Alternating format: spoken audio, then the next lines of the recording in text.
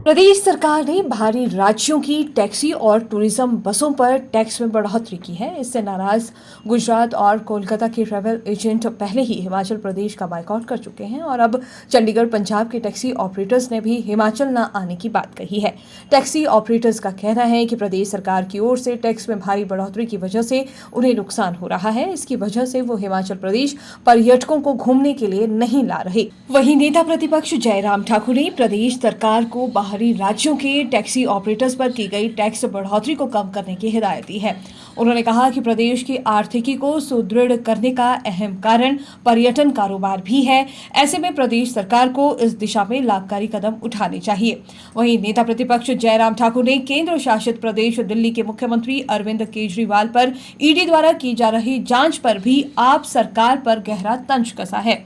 इसके साथ साथ 5 राज्यों में हो रहे चुनावों में भी भाजपा की जीत का दावा नेता प्रतिपक्ष जयराम ठाकुर ने किया है। हिमाचल प्रदेश एक बहुत बड़ी टूरिज्म डेस्टिनेशन है इंटरनेशनल स्तर के इसमें, और जहां हिमाचल प्रदेश में हमको रोजगार के लिए अगर कोई जरिया अगर मिलता है नौजवानों के लिए, वो टूरिज्म सेक्टर एक है जो बहुत बड़ा उसमें कंट्रीब्यूट करता है, और आय का जरिया भी टूरिज्म बहुत बड़ा एक जरिया है हिमाचल प्रदेश के लिए।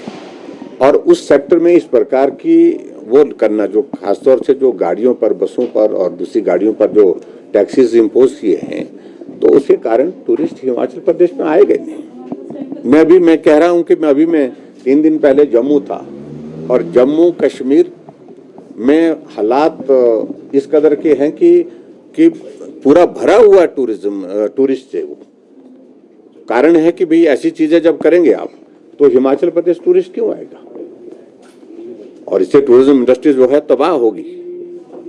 आप करिए, ऐसे सेक्टर को पकड़िए जहां आपको टैक्सेस लगाने हैं, जहां जिससे हिमाचल प्रदेश के भविष्य पर जो है वो नुकसान ना हो। इस बात को सोचना चाहिए। जिस पार्टी का निर्माण भ्रष्टाचार के खिलाफ लड़ाई के आंदोलन के साथ हुआ था, बहुत बड़ी उम्मीद थी कुछ लोगों को कि शायद ये पार्टी थोड़ा हट करके, और वो कट्टर ईमानदार इसे ऐसी बातें कहते थे। आज भ्रष्टाचार में ही वो पार्टी दफन होकर के समाप्त होने की दिशा में बढ़ रही है। उस पार्टी के नेता डिप्टी चीफ मिनिस्टर दिल्ली, वो जेल की सलाखों के पीछे हैं। उनके हेल्थ मिनिस्टर जो है पूर्व में रहे, वो जेल की सलाखों के पीछे हैं।